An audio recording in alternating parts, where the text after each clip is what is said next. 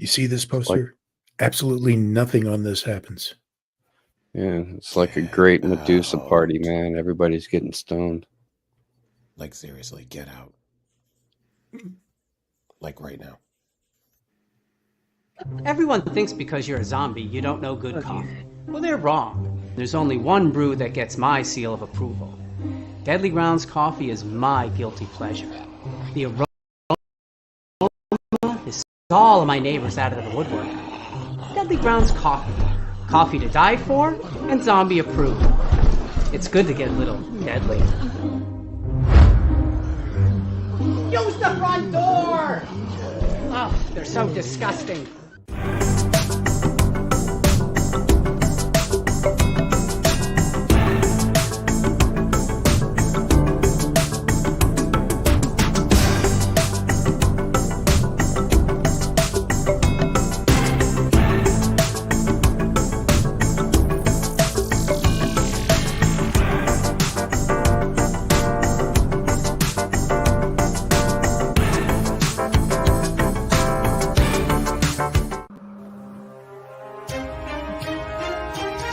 The Dorkening and all affiliated shows are not intended for anyone under the age of 18.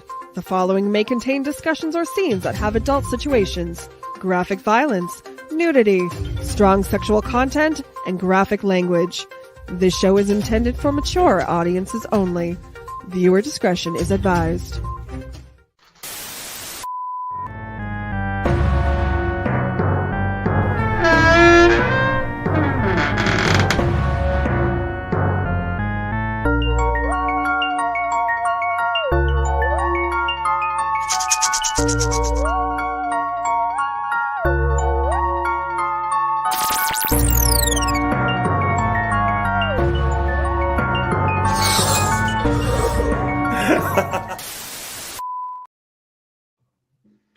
Hello, and welcome to the Tomb of the Terrible.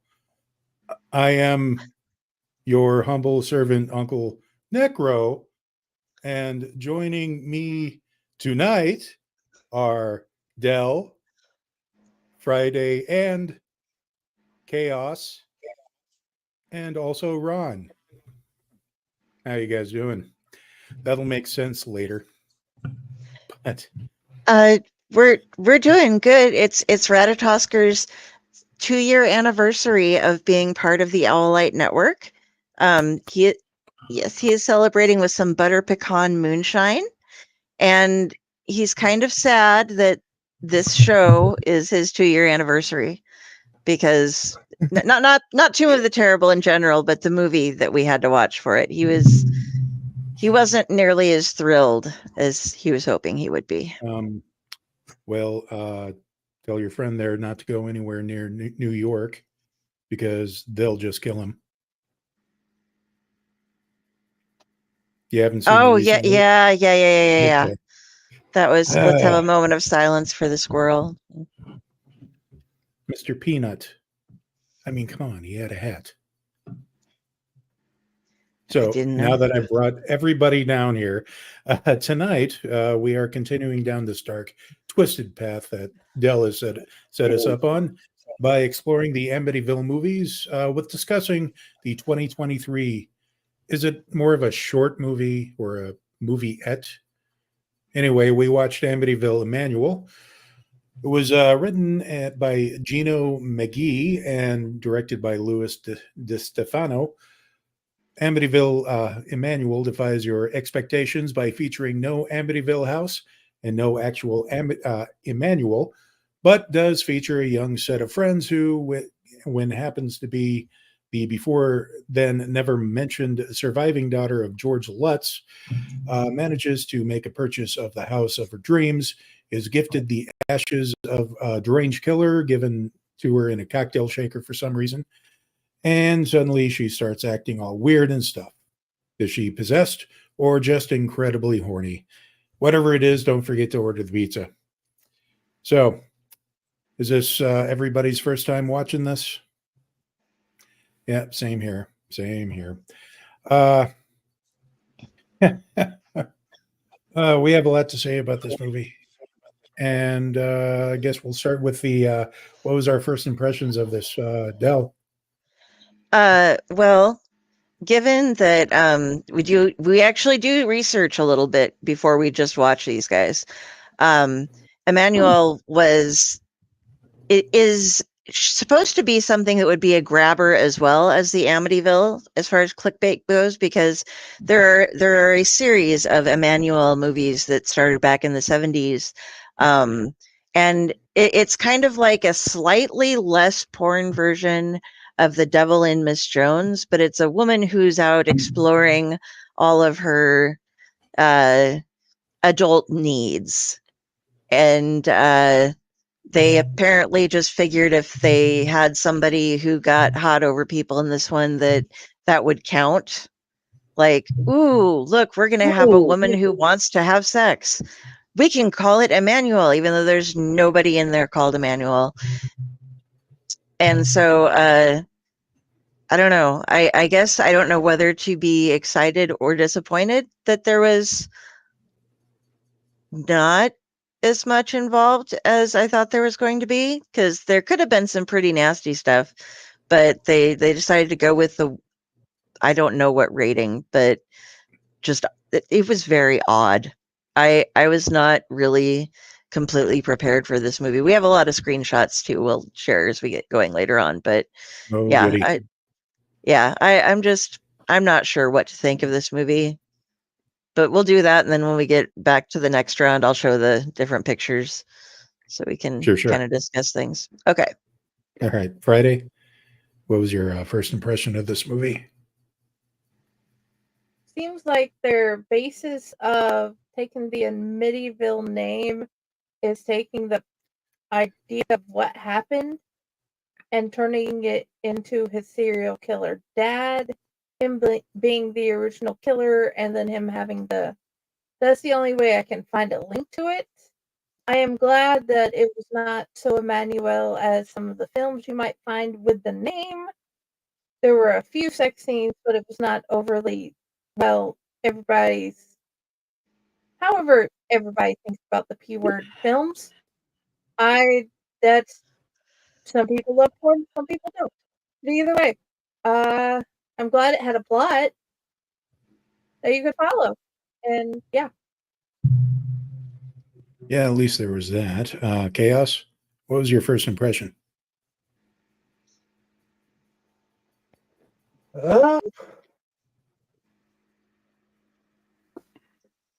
Besides the fact that it had the plot, I do gotta admit there was one link to the other style of films, and that was that one lady's level of acting.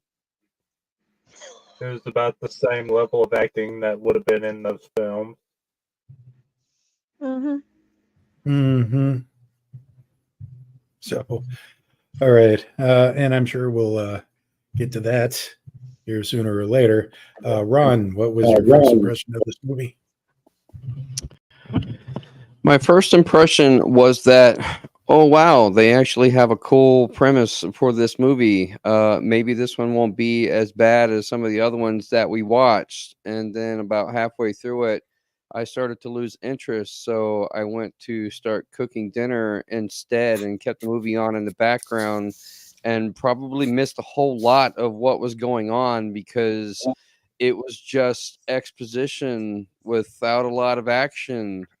And I wanted to like this movie more than I actually did because I still thought it was a good storyline. It failed to launch. Yeah. And let me just say, you didn't really miss much by making your dinner. You made Well, the good. I tried to good tune back choice. in for the sex scenes, but even those were meh at best. So, Tom Dog, welcome. Better Howdy. late than never. And what was your first impression of this movie? Oh boy. I agree that with Ron that it was more about exposition than dialogue and the plot of the movie and everything. Should have been called Amityville Exposition. Made more sense. and this, and for a runtime that was like 66 minutes, I don't know. It seemed longer with the with a lot of talking, not a lot of death scenes and everything like that. It just felt like a pilot to a new series that never got off the ground. And yeah, the interesting in some parts, but the rest of it, I don't know. But nonetheless, it happened. Yeah. Also, was this your first time watching this movie? Yes. Okay. All right. So as for me, at first, before I watched the movie, I thought, oh, it's only an hour and 6 minutes. And I could find it on YouTube, which meant I could play it at 1.5 speed. So by the time I got to the end, my actual first impression was, wow, that was almost a movie. Somehow. Love you too there, Raz. Can't wait till you're back with us. But with some trivia here, moving along. This was director Louis DeStefano's first directorial movie, and he also plays Detective James in this movie. Writer Gino McGee produced the movies Call Me Emmanuelle, The Awakening of Emmanuelle, which makes me wonder if that was the tie-in that they were kind of going for, kind of smooshing things. He wrote and produced Amityville Cop. Remind me, was this one of the movies that I wasn't a part of for the first part of the season? No, we haven't watched that either. Is it on the wheel? Let me check real quick. The Awakening, Escape, Hauntings. Nope, it's not. I'm kind of We morbidly should count our blessings. that, or I'm kind of morbidly curious about that movie.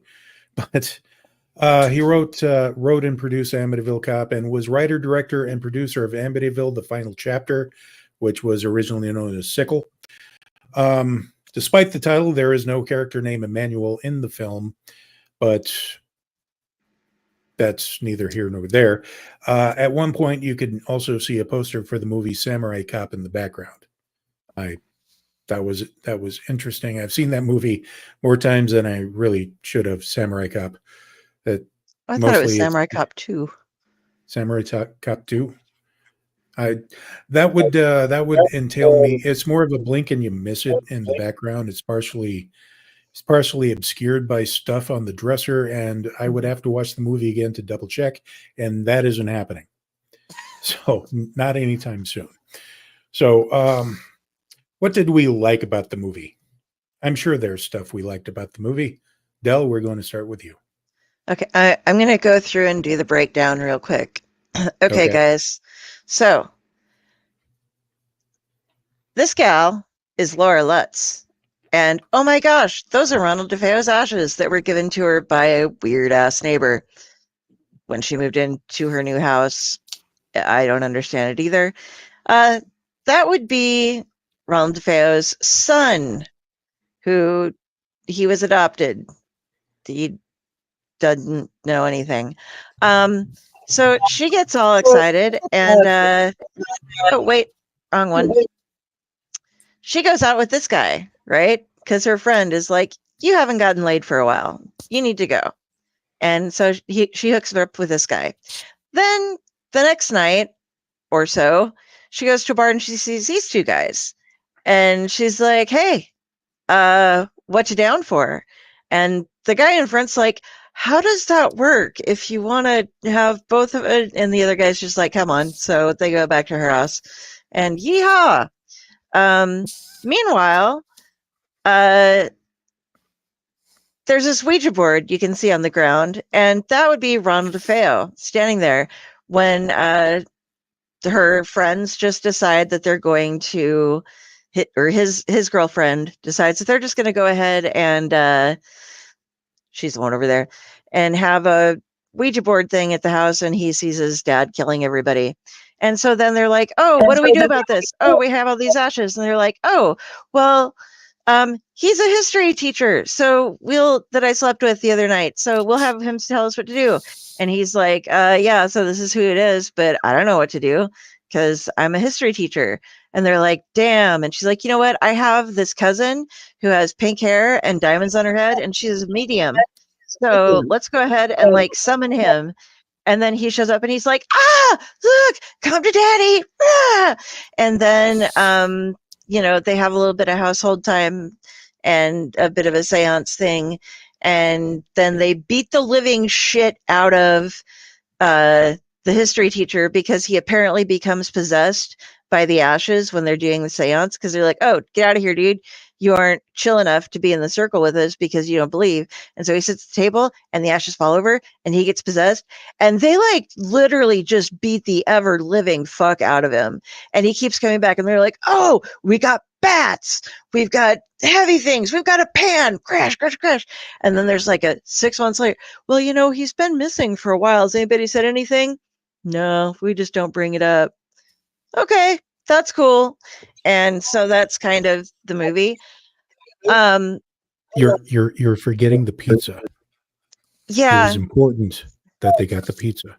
yeah. They, because when you're having a like seance type thing, you've got to get the pizza, and then Oh, yeah.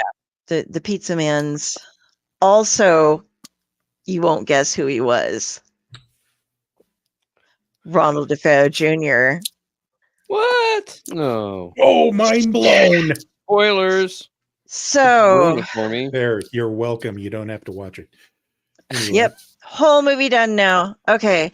This part cracked me up when she's just trying to pick up two guys in a bar because apparently owning Ronald DeFeo Jr.'s ashes makes you horny, is what she puts it directly. How she's just like, they're like, "You're getting scared and you're getting turned on." She's like, "Yeah, really. I've just been really horny since I got his ashes. I don't know." And like she admit, Did she she's saying, snort them? "Yeah, I don't know." She just had the ashes Whoa, and threesome. trying to get a hold of the guy, and she just randomly starts calling up people. And even though he was adopted and didn't have DeFeo as his last name, she got him on the phone on her 13th call. But yeah, I don't know. I thought that this was going somewhere, so I had some like, ooh, is there going to be something interesting about it? But mostly it was just a couple giggle chuckles over things like the one guy trying to figure out how a threesome works. And I enjoyed the girl's pink hair, who was the medium. And I kind of thought that the little diamonds on her face were pretty. And otherwise, that was pretty much it. That's about all I liked about the movie. Okay. Well, Friday, what did you like about this movie? I didn't expect this to ever be on my list as constantly as it is.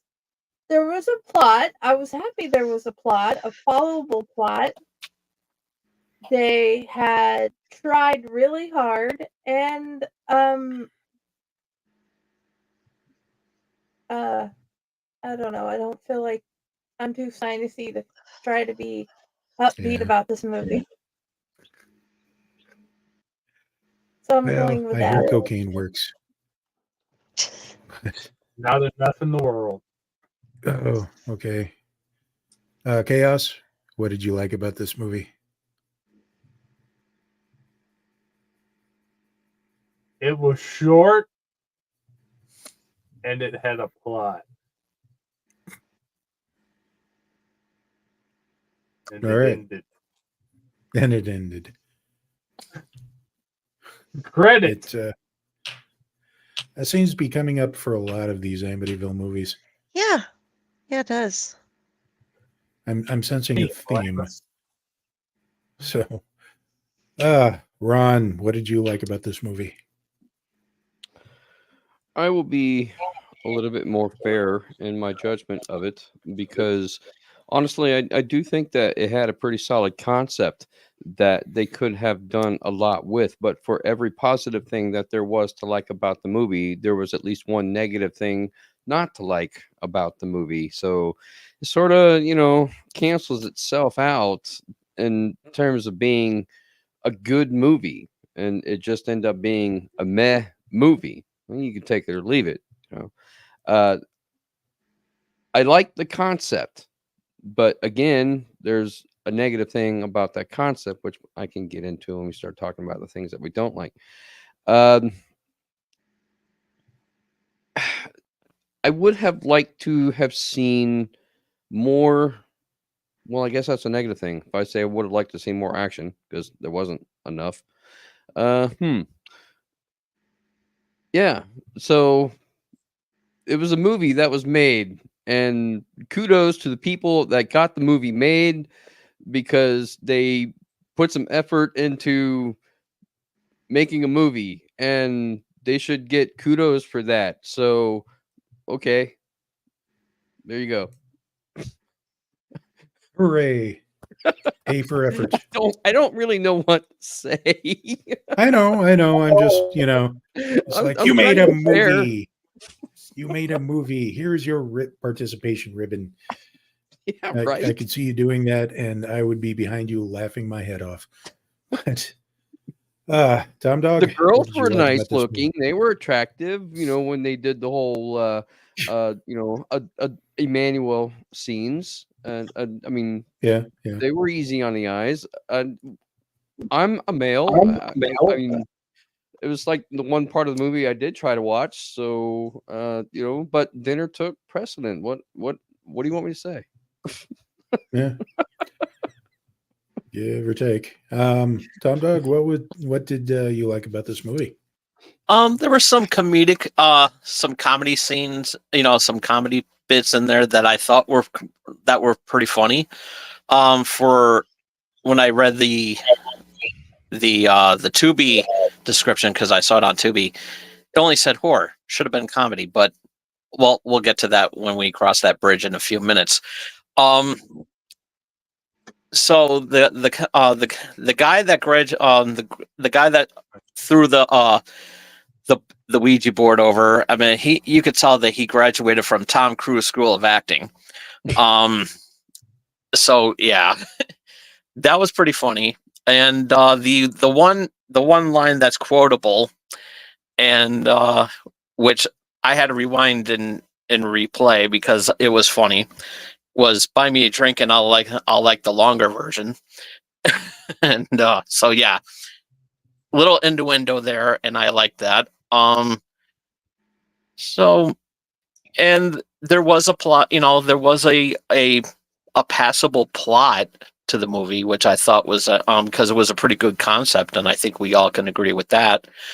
And yeah, it was and one more thing that I liked about it was there were a couple of good scary scenes, like a good little, oh boy, that little, not that big of a jump scare, but just the right amount of jump scare. Where the guy's walking across in the mirror, and he just stops and then he disappears. That was good editing. So yeah, I had a little bit of just the right amount of scary part in there, and that was good. Huh. Okay. Well, as far as I go, it's the same thing as everybody else has made. This is a brief movie, 66 minute runtime. However, I did thought that this movie is magic in that it's short. It feels longer than the actual runtime because it strikes that weird cosmic balance where it feels like it's being rushed and yet it's taking too long. It's dragging at the same time. I mean, that's just some weird messing with the time-space continuum right there. Some Lovecraftian crap going on. But this movie was definitely not Amityville Karen as far as the acting. I will give it that. At least there was an attempt made to tie it in with the proper Amityville movies, with the callback to George Lutz and the DeFeo murders. Emphasis on the word attempt, because I think it was implied that she bought the Amityville house, but there was no establishing shot of the house. At least Amityville Christmas Vacation did that in a fashion, but the inside of the house just looked like more of an apartment. It was kind of smaller on the inside. But my favorite part of the movie, my very favorite part of the movie is the character of May, that's played by Jocelyn Liu. Her acting style seems reminiscent of that of a space alien that's stranded on Earth and trying to pass as human. And that scene where she's meeting with Don Church, where she gives the exposition on the ashes and of the guy, and it had me laughing out loud. It had a cadence like she's reading cue cards for the first time, and she pauses just like she's waiting for the cue card to change. And it was, I actually had to rewind it in a fashion and watch it again. It was brilliant, if you want to call it that. Okay, fine. Anyway, so with that thought in mind, what didn't we like about the movie? Del? Okay. I don't actually think it was supposed to be implied that that was the Amityville house. It was just that she would, because it would have been, then it would have been like, oh, you're coming home from your Lutz family roots, or it would have, there would have been some emphasis on like you living there. Now, how in the hell the lady knew where she lived? Yeah, I don't know. But yeah, the house was definitely not the Amityville house from the outside. Although I did enjoy the flowers. That was another thing I liked. They had very good landscaping in front of her house. I didn't care for the just weird the need for all this, like, ooh, we're gonna have hot sexy sex, and it was like really not hot sexy sex. It was all we're wearing clothes and like just smashing our faces together trying to make it look passionate, but it just looks really like two 13-year-olds that don't know what they're doing, that got stuck in like 50-year-olds bodies making out or something. That yeah, if there was supposed to be an element of sexiness to that, there really wasn't. And they tried a number of times, but it was all, very, very clothed, weird sexiness, weird anti-sexiness almost. It made you kind of want to just, oh, you guys need, how old are you? I have a question. I have a question. Correct me if I'm wrong. I could be wrong. But isn't technically for a threesome, doesn't at least one of the participants have to be bi? Otherwise, no, it's really more of a gangbang. No. Okay. I've never been part of this, and I've never really thought about the implications past when I was 15 and kind of giggling at, stupid things like this. So you learn something new every day. That will be an after the show lesson. Because I don't think we really want to get into that during the show right now. Kids, for more information on threesomes, go ahead and ask your parents or check your local library for more information. Don't do that. Get him out. Mm-hmm.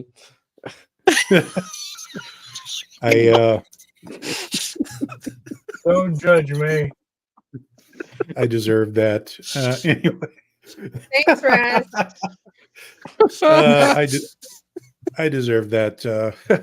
So, Friday, what didn't you like about the movie?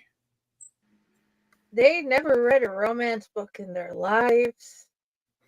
They have no, I don't think they ever actually had anything passionate in their lives. And it showed. It was rushed, and it's like a guy who has only watched really bad porn had told them how to act. That explains the name. And Mhm. exactly. A lot of it was so forced. It was not funny. Of course, as we said before, the acting was, do you even know how on some of them? And besides a lot of bad sex scenes, there were no killing scenes. There was One, I think. there how in a movie like this, how many do you expect to see? Anyway, they don't know. There's anyway. Moving on. Somebody else. Okay, Chaos. What didn't you like about the movie? Okay, apparently I've been tagged in here. Well, I'm trying to figure out what the hell was with the. I'm gonna have a conversation with this creepy, horrible acting lady who just gave me these ashes yesterday, and then proceed to go back to my room for special alone time. Yeah, that was weird. Just went straight from the conversation in the morning to right to the bedroom for the special alone time. With a ghost. That But the ghost with all his clothes still on, apparently. Yeah. Just that lack of transition just kind of broke my brain for a minute. And then, oh my God, I've seen better acting in porn movies than May gave in that entire movie.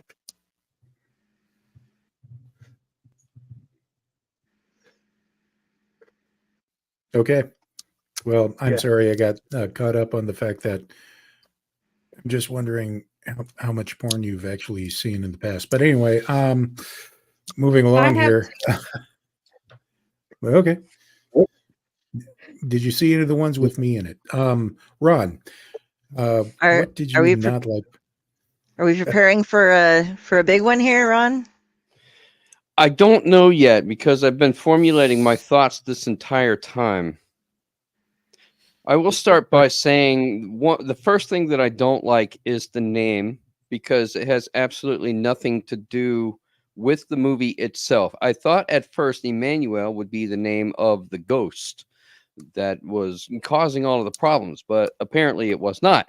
So then I thought maybe Emmanuelle was some kind of Bible reference that they were going to be making sometime within the movie, but then that didn't happen either. And now I'm learning from James' trivia at the beginning of the show that the director of the movie has several other movies which have the name Emmanuelle in it. So therefore, I can only assume that Emmanuelle is a call that this may be an adult-oriented movie, that Emmanuelle has something to do with maybe soft porn. That's the only thing I can think of. The director is trying to cash in on one, the Amityville name, and two, their other line of movies. And I'm pretty sure that the two have nothing to do with each other whatsoever. The second thing I have wrong with this movie is that the original Amityville was back in the early 70s. Therefore, for Laura Lutz to be the daughter of George Lutz and for this Ronald DeFeo, I guess the third, since the original killer was Ronald DeFeo Jr., this is never actually explained. That means that they would have had to have been born in either the late 60s or 1970, 71-ish, around there, which would put them in their 50s, possibly even close to 60, and yet none of these actors looked that old. They were probably in their late 20s, early 30s. So I can only assume that maybe they were going off of the 2005 version of Amityville Horror, which had Ryan Reynolds, which would play more to the age, but that was never explained, which I find really weird considering that this entire movie is based on exposition to try to tell that this story is connected to the Amityville franchise. As much time as they spent trying to connect it by saying that Laura Lutz is the daughter of George Lutz and that this guy, Ronald DeFeo, is the son of the serial killer, they never actually explain anything. I don't even think they give a name of the town where this is actually taking place. So the only thing that I can infer from this movie is that since the Ronald DeFeo III was there when they were doing the Ouija board, we know from other Ouija board movies that if you do not close out your session, then you're leaving a door open for the spirit to cross over into our realm, into our world. And since the Ouija board got knocked over, then that left the spirit of Ronald DeFeo Jr. in the room with them, which is basically what started causing all of the havoc to begin with.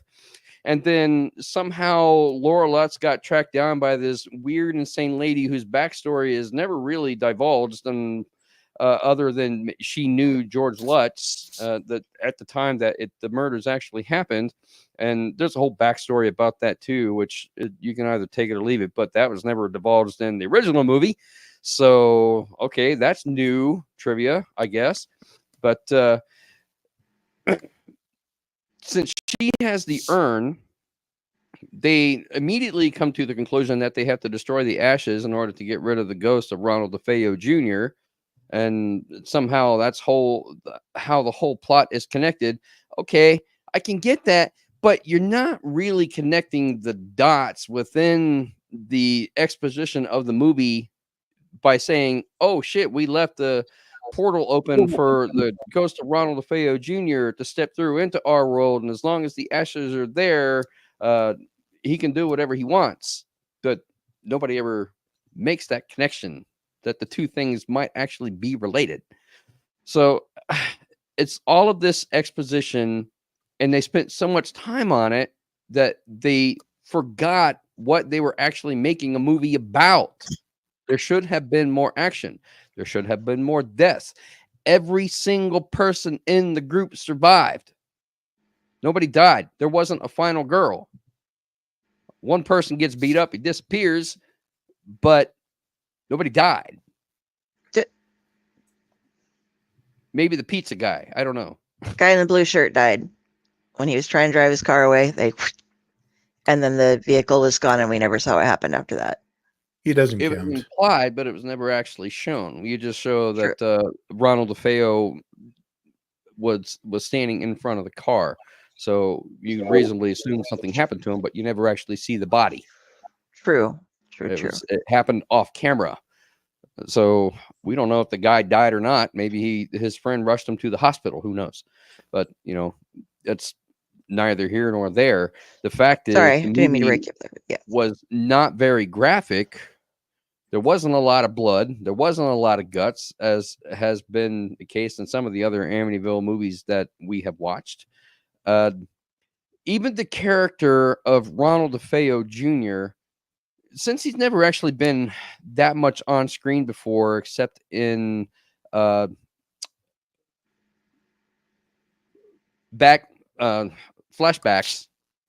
doing the killing from the original movies, we don't really know what his character was like. But I have a really hard time thinking that he would be going around, here's daddy, daddy's gonna get you.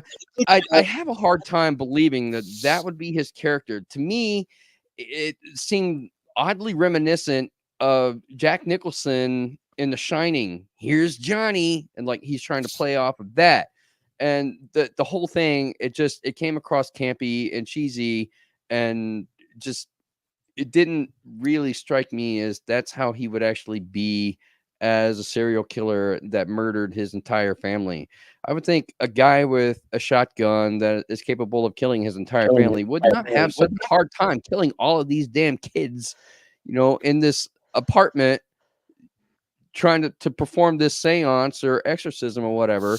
And then they're like chasing around the apartment and all of that. Nobody really knows what's going on. And then the final thing is, okay, hey, all of a sudden it's over.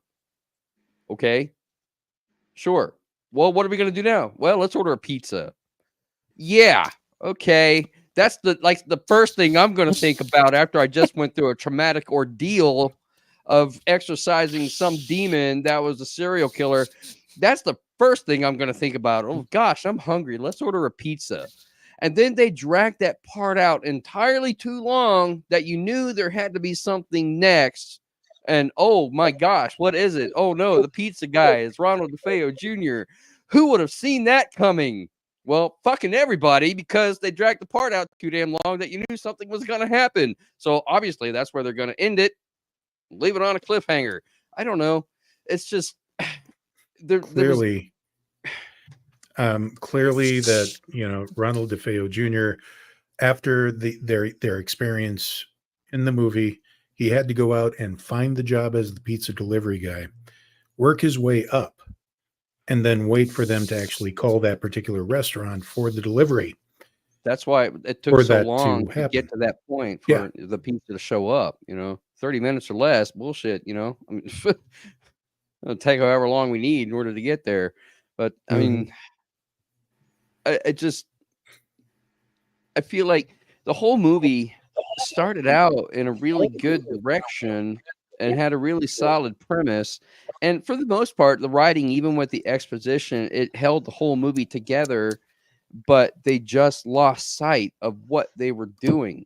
So even though it might have started out as a good movie, it just kept kind of teetering off until by the end of it, I was so completely out of touch with it. I just really didn't care. Okay. Wow. Very good points. I didn't mean, I mean, you were wondering if that was going to be long, if I was going to turn into a rant. And I did not expect it to turn into a rant, but there you go. Those are the best ones. Yeah. Tom Dog, sweetie. Ranting with Ron. And what did you not like about the movie there, Tommy? Okay. The false advertising. This was supposed to be a horror. It was not. It should have been like maybe a little comedy, because it was more into the comedy than it was into the horror. There was no violence in the movie. The violence that was supposed to be in the movie was off screen. The guy Tom offended me. The Tom character offended me as a fellow Tom. Because this kid was so clueless about threesomes, and I was so mad about that. I was like, oh my god, it's like, why did he live? It was horrible. Speaking of which, the love scenes were not that impressive.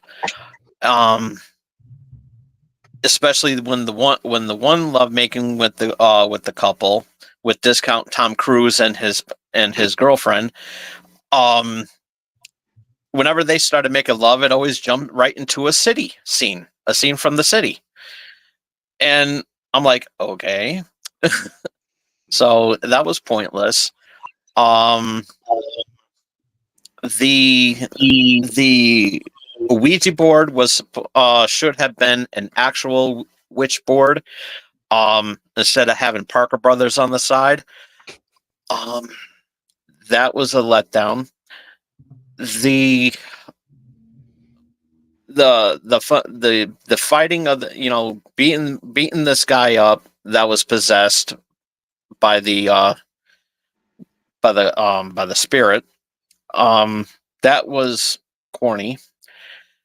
I feel bad for the for the person, for the people or person who had to smoke an entire carton of cigarettes just to get the ashes into the urn. I felt really bad for that. It was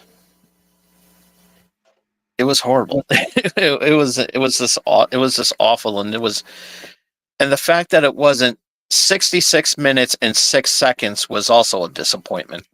So anybody who got that, bravo. But yeah, it was boring. It was more like the it was more like the Amityville boring instead of Emmanuelle. Well, was it Amityville Sudafed? Yes. It'll put you night. But Friday, you had something extra to say there?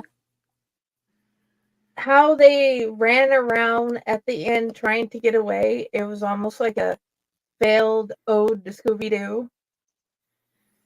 Yeah, I was thinking the exact same thing. Because they could have like played the music from Walgreens. Walgreens, no. They could have just played the Scooby-Doo music or that fake rock and roll they would have on the cartoons.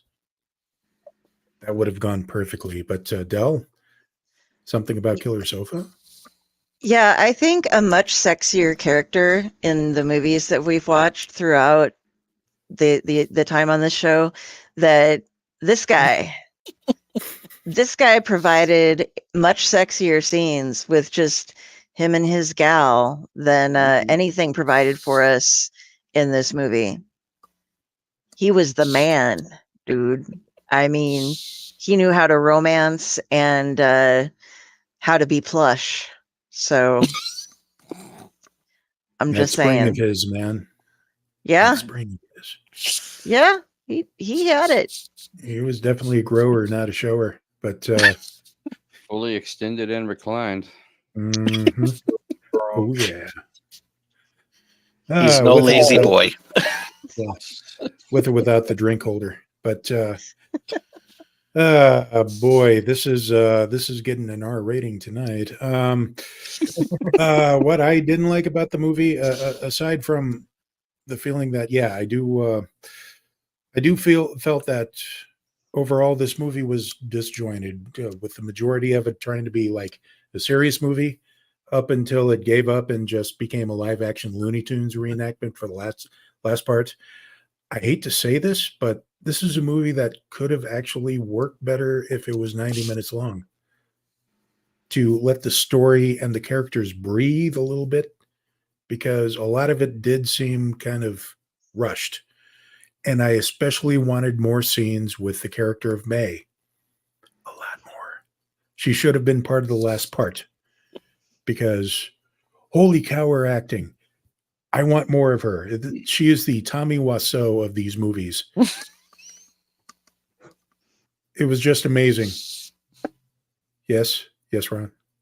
Oh, I was just thinking, why was there a color change whenever the medium was introduced in the movie?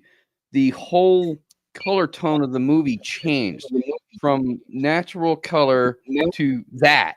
I mean, with everything has a bluish or hue.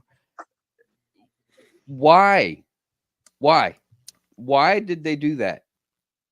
Because she was psychic. Because spooky. Ooh. There because was somebody no turned on the blue light. There was no point to it. The whole thing was filmed in a Kmart, and they were doing a special at that moment. Kmart will have better lighting. Kmart's still a thing? But as far as the big twist at the end, what they should have done was when they were all sitting on the couch laughing and talking about the pizza, the camera should have zoomed out, and it was revealed that they were all trapped in a snow globe on a shelf full of snow globes inside the Amityville house somewhere. It would have made just about as much sense. So there. There's another little... Somebody's making that now. Just as you said that, there's some guy who just scrolled down and is going to hold on. You got more? snow Okay. globe. Amityville Krampus, here we go. I mean, if you want to put me as a producer credit or writing credit, by all means, I could use the cash.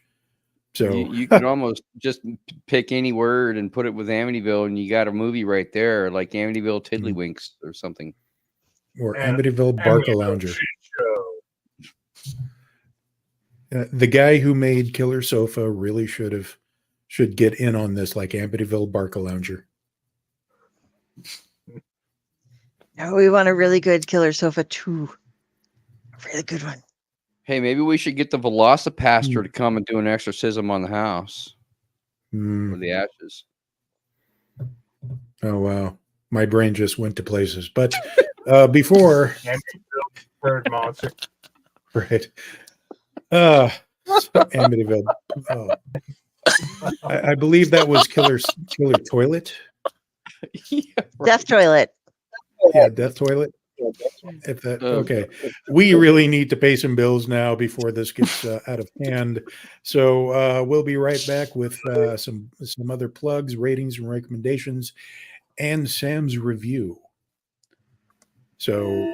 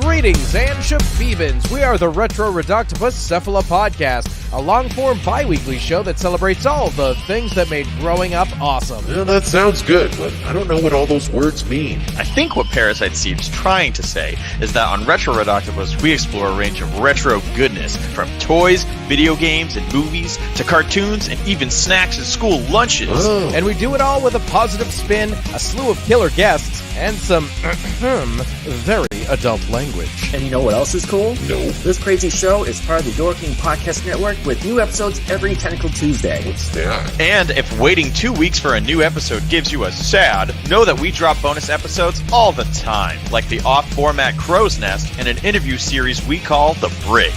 You can listen to Retro Reductopus on Apple Podcasts, Spotify, Stitcher, or any app that's cool enough to carry the only show that celebrates all the things that make growing up awesome.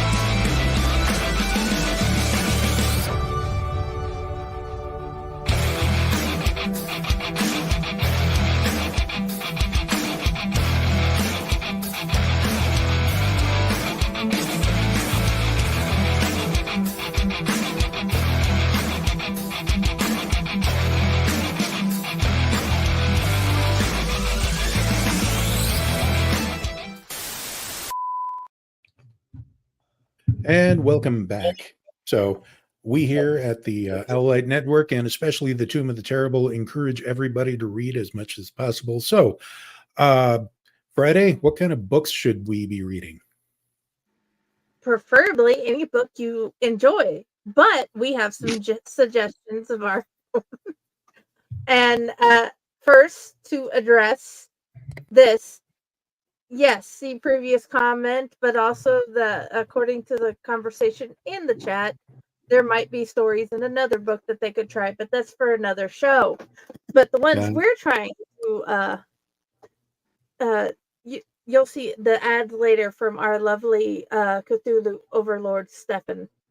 But anyway, the Owlite Menagerie, did it come up? There it is a set of stories that the only theme is we are the Owlite Network and we write and we have some really amazing authors. And there are stories about a video game, there's stories about an angel, there's stories about a basically the Groundhog Day in a mental institution. And there's a ghost story and a story about an owl and a mouse and so many more. And all the proceeds for the first year goes to the Pro Literacy Foundation. Every adult has the right to literacy. So we would love it if you bought the book or if you gave them a donation, either way. And on the 25th, the Nightmare Whiskers book just came out. We have a great set of stories in here. We have stories about spiders. We have stories about creatures that are taller than the trees. We have stories about a science project that has definitely gone wrong. And we have stories of all types. And please come see what monsters we collectively came up with. And there are some scary ones. And I'm just sad Gronk cannot be my best friend. Okay. Well, ratings and recommendations now. So, Del, what would you rate this and would you recommend it? Oh God, no. No, this would not get a recommendation at all. I have been known to give zeros in the past. I'm giving this one a 2, just so that I don't have to give out more zeros. If that makes any sense. It wasn't like we're saying, and this is so horrible that we have to say it. It was a movie, unlike Manos Hands of Fate. And like the soundtrack did line up with the actual footage, and there was this plot. As far Tom Dog was saying, false advertising. It wasn't horror. This falls into a category that, it's not horror. It's not. It's just movie. Like if you looked up genre, there wouldn't be one. It's just like, no, this is just a movie. But what kind of movie? Just a movie. That's what it is. It's a movie. I'm wondering if Amityville is becoming its own genre now. It has its own Fangoria award. Yeah. Fangoria has an Amityville award. Yeah. Okay. So, 2 and no recommendations. Okay. Friday, what would you recommend this and what would you rate it? 2. I have read better books from Dollar General. Actually, lately they have a whole lot of good ones. So I'm just saying, when I was younger, they had the book selection was kind of low, but they have like books you wouldn't believe now, like Laurel King Hamilton, which I wasn't expecting. But I have definitely, I wouldn't recommend this movie to anybody. We'll give it a 2. The only reason I shared the links in the group and everything was because it was part of the stuff. Because she had to. Okay, fair enough. Fun fact: I once saw a whole rack of L. Ron Hubbard books on sale at the Dollar General Ooh, back in the 90s. nice. Were they the Mission Earth Didn't we get series? that one book, Elder Scrolls, Dollar General? Oh, Dollar Tree. I think it was Battlefield Earth. Hmm. But anyway, Chaos, what would you rate this movie, and would you recommend it to yourself?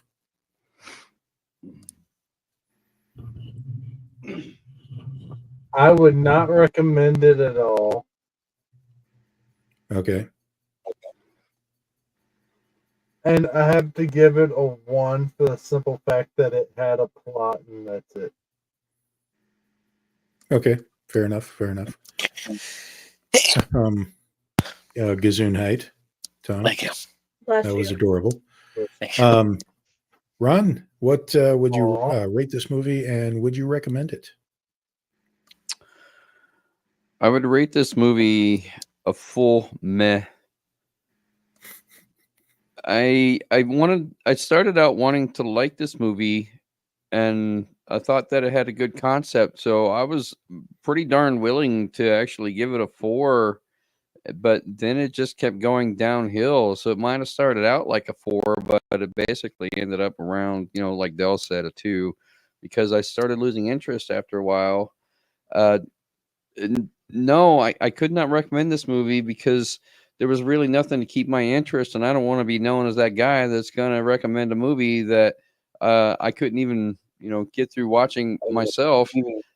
If there had been better sex scenes, or if there had been more killing or more gore or more violence, then maybe I would have recommended it just on, the sheer campiness factor alone. But there's really nothing to it other than just exposition. If I wanted that, hell, I'd read a book. I'd go buy Battlefield Earth from Dollar General and read that. It's 1,066 pages of exposition. So,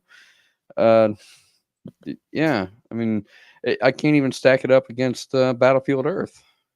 Had that pizza actually shown up in the movie, it would have been given more.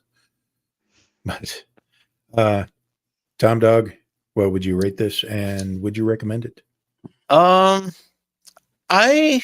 gonna rate this like Dell and Ron, a solid deuce.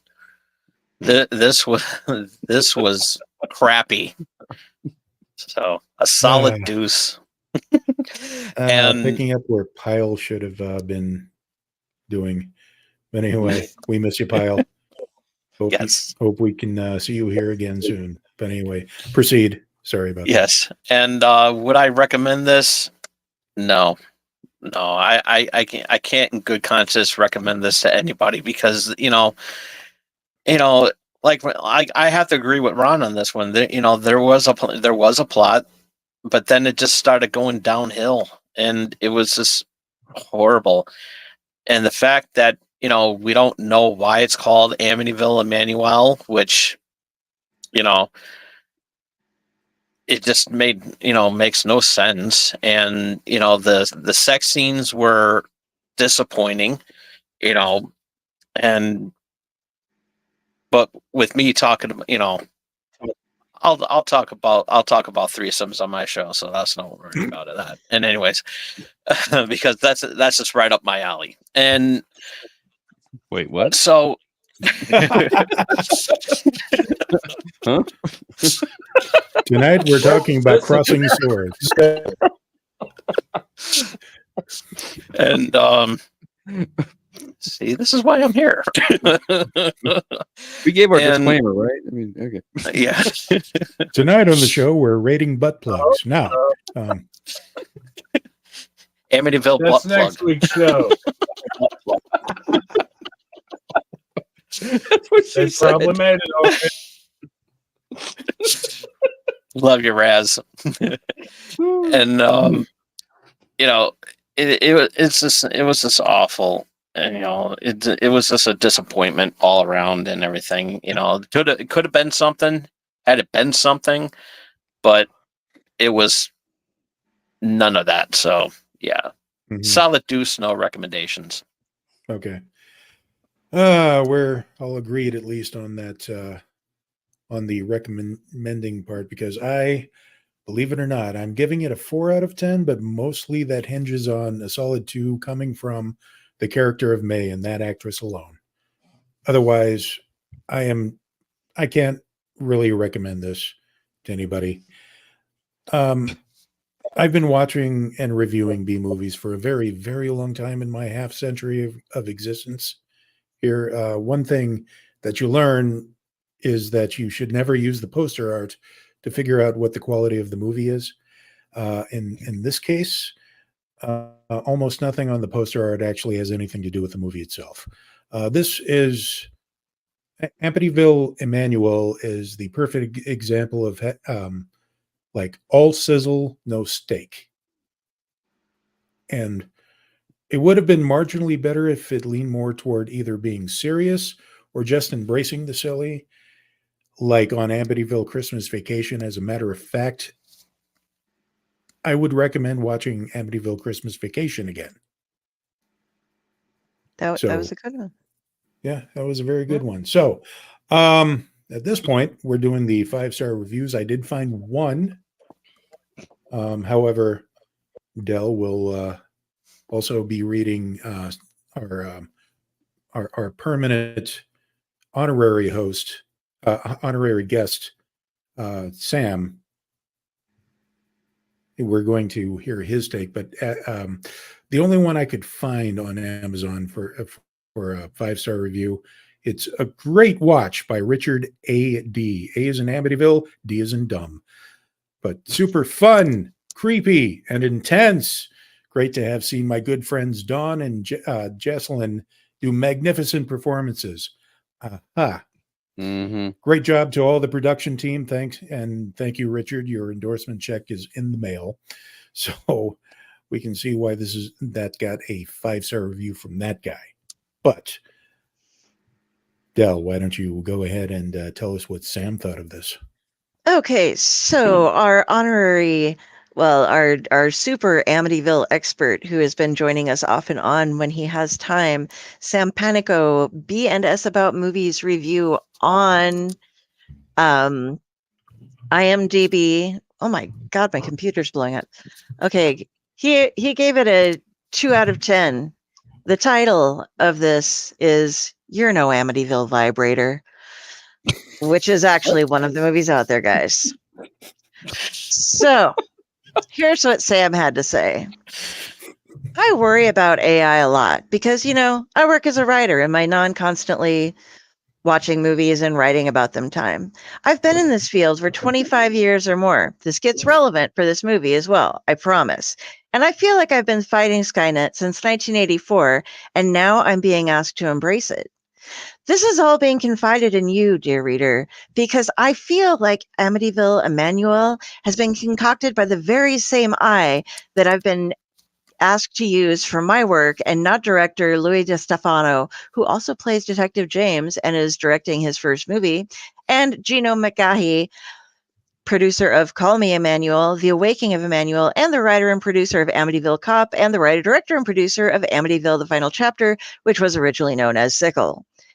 How else can we explain a movie that has Amityville, a spirit board, and name checks the character invented by Emmanuelle Arsan that has become a brand in itself, remixed, remade, and ripped off into so many different characters, whether black, white, or in space?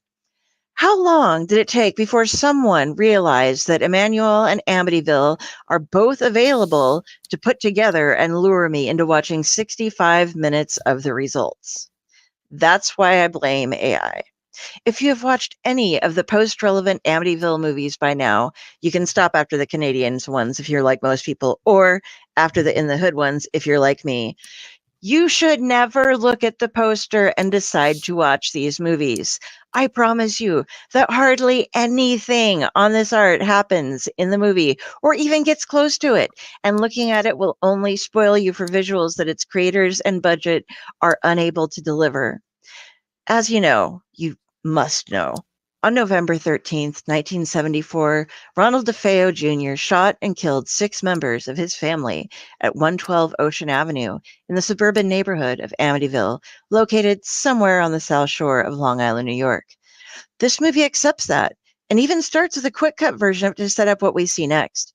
20-some years later, Laura Lutz, Dawn Church, is working in marketing, of which she says, I market things. I get people to buy things. It's like advertising. As I screamed at the screen while I actually did marketing, inches away from this prompt created attempt to finally destroy my Amityville-obsessed black soul. She's also trying to date and hasn't gotten any for a year because of, yes, marketing. And good Lord, this movie is trying my soul because it's hitting so close to home, my dog is trembling as the house shakes this way and that. She ends up going on a double date with her friend Allie, Linda S. Wong, and hooking up with a knibbish teacher named Evan, Chris Spinelli, who seems to be acting for the back rows of a theater that no longer exists. Oh, I nearly forgot. Some lady brought over a box of objects from her father, George Lutz, who was played by James Brolin and Ryan Reynolds once, long before Amityville movies were made on a daily basis, and I had to search Tubi every morning at 3:15 a.m. to see which ones had possessed my smart TV, forcing me to watch them, my eyes sleepily open simply through just a touch of Lucifer's burning hand. One of the objects in the box of occult stuff her dad kept all these years looks like a cocktail shaker, but the filmmakers assure us that it's an urn. Well, that urn has the ashes of Ronald W Jr. in it, the father of this movie's other lead, Gordon, Shane Ryan Reed, who has been seeing visions of his murderous father more and more since he died in jail. And when his girlfriend Gina, Ali Perez, gets a Ouija board as a housewarming gift from Scott, Johnny Avila, and May, Jocelyn Liu, I mean, who does this kind of thing? What kind of gift is that? Don't you know what happens? Well, they're lucky because Gina's cousin Janet, St. Hart, is a medium. They need her pretty bad right now. She's sure she's going to die. So she makes Gina promise to take care of her cat, Roman, because Laura gets possessed by the spirit, and it makes her hook up with 2 dudes at a bar and shows up inside her bed while she's chilling off. Worst of all, Evan has gone murderous, killing everyone that comes close to her. I fear that in all these words, I've somehow made Amityville Emanuelle more exciting than it is. It's an Amityville with no real Amityville, not even a shot of the house, just connected to real people whose lives were destroyed by the case. And I can handle exploitation. I wallow in it. Let's be honest. But when you get nowhere deeper than saying, these are the kids of Amityville, and then just have them sit in a living room, this underwhelms even when I barely expected it to whelm. But adding to that ennui is the fact that they've somehow made an Emmanuelle movie with no nudity and some of the most boring lovemaking scenes you'll see outside of an afternoon soap opera. In fact, in one, the guy pulls a blanket over Laura's shoulders while she's on top of him. This is an Emmanuelle movie with one M, and that means that Joe D'Amato is practically spinning so fast in his grave now that he is about to burst forth from the earth at the utter gall of making even a softcore sex movie the unsexiest sex you've ever seen since you found your parents' hardback of Dr. Alex Comfort's The Joy of Sex. Children of the 70s, remember when the only nudity you could find was in the Sears catalog bra pages? That was volcanic compared to this flaccid nonsense. Nearly everyone that acted in this either produced or also worked behind the camera. No one is blameless. You did it to yourself. You do, and that's what really hurts, as they say, or sing. You know, if Joe D'Amato was alive, he'd be making movies with titles a lot like this, but they'd also have half the cast torn to shreds and sitting bloody and congealing in an acid bathtub while a school marmish maid gave her adopted child of a master of a furtive hand job, because that's how you know you really made a scummy movie. Please learn from the masters.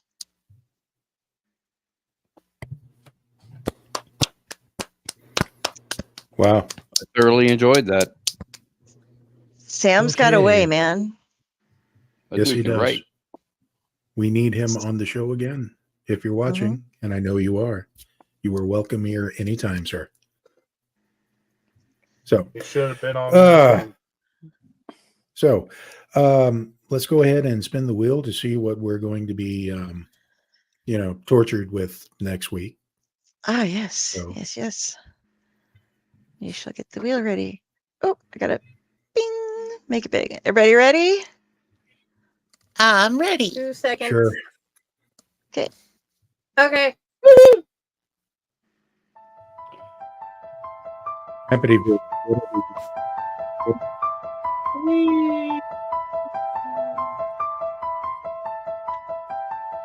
Amityville Scarecrow. Okay. Okay. Done.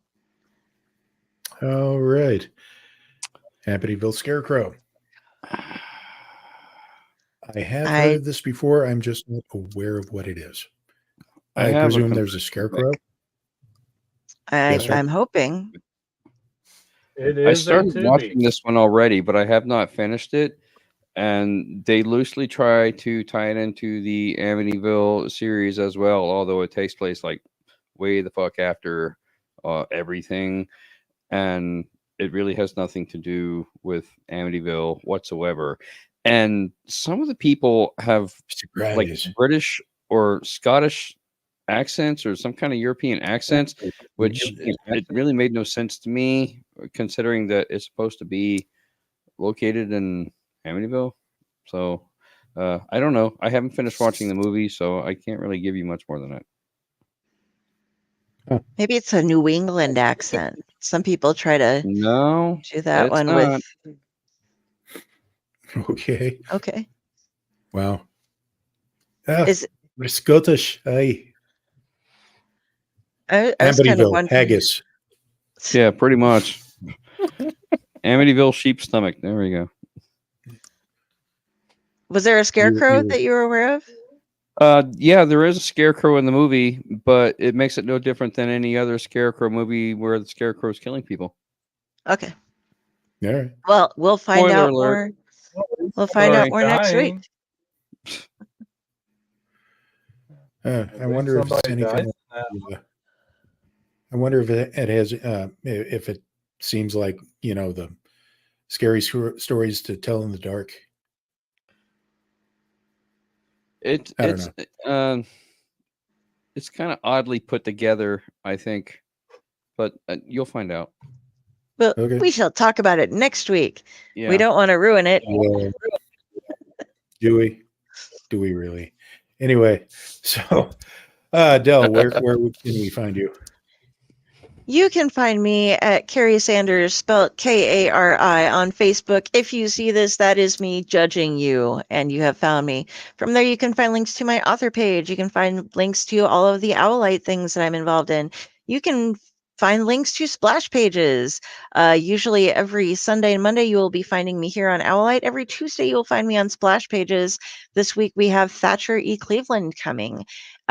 He writes novels, short stories, and comics. Has a Kickstarter going right now with Grim Reaper that we will be focusing on, and is also a comic book letterer, graphic designer, and actor. So yeah, that's where you can find me and where I'll be and what I'm doing. Cool. Friday, where can we find you? I am everywhere. I am at Owlite Network. I'm at Fake Horror. I'm at Friday with the Library with the Blue Box, and I'm at Jennifer Elliott, and I pretend to be random people, and I like to write ghost stories. Okay. Chaos, where can we find you? In the trunk, let me out. Wow. Chaos from left field. Okay. Okay. Nicely done. Ron, where can we find you?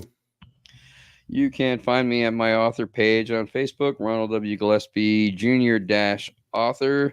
If you want to keep up with all the things that I'm writing, and I have to say I've been terrible about updating it lately, although I hear we have an anthology of poetry coming out, which I know nothing about, though I'm going to try to submit something for it. So maybe I'll start making updates on that. You can also find me on TikTok. I am a martial artist by trade. So if you're into that sort of thing, then you can find me under @Wolf Dojo, Wolf with a U, WULF DOJO.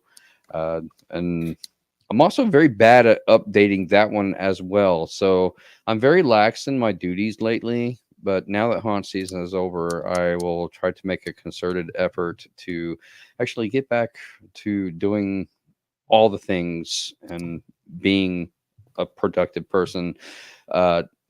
No promises. All right. Tom Dog, where can we find you?